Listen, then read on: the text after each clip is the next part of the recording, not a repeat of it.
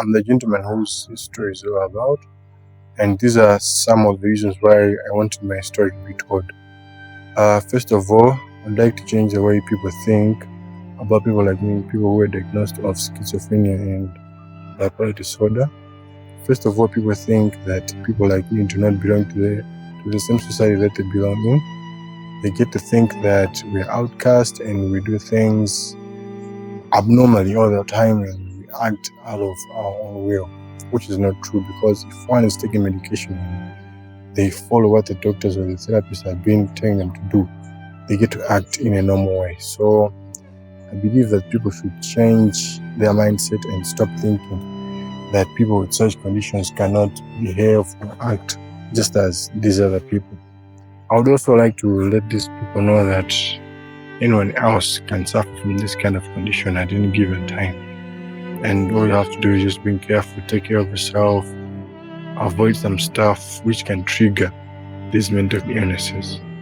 The reason why I believe that I was diagnosed with schizophrenia and I became sick was because of my dependence on alcohol. I started alcohol at a very young age, maybe of 13. That was in 2008 when I was in Form 3. At a certain secondary school. I want to mention it. You read it in the book, and if you get it.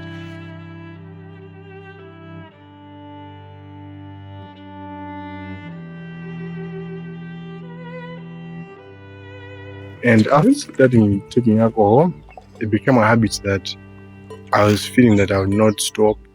But after a little while, after realizing that I was doing the wrong thing to myself, that's when I had to stop.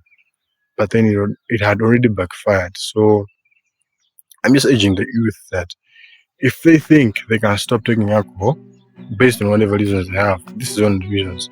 You don't have to be taking alcohol because you never know that maybe you have mental illness in your bloodline, and if you continue taking alcohol, you might become sick. So it's just a warning. I'd like people to stop doing that. And the second reason is that I'd like people to know that this thing can happen to anyone, as already explained, and they have to embrace and love the people who have schizophrenia and bipolar disorder so that they can live in an environment where they feel like they are loved and they can tell people whatsoever is passing through their mind and what's going on with them so that they can live a healthy life and have a better environment for them.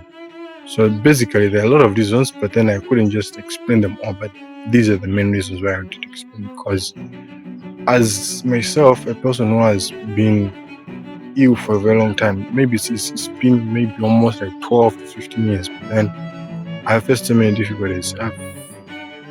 I have suffered in terms of my academics. I couldn't do well.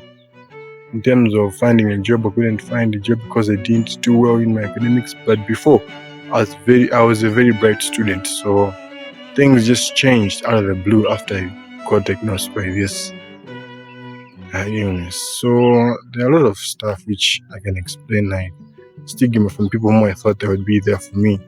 They wouldn't, because they would be telling people, this guy is a crazy guy. You don't have to associate with him. Whatever he says is not a thing which you can trust or hear. I'll make a decision out of it. So yeah, basically, I'll just leave it here.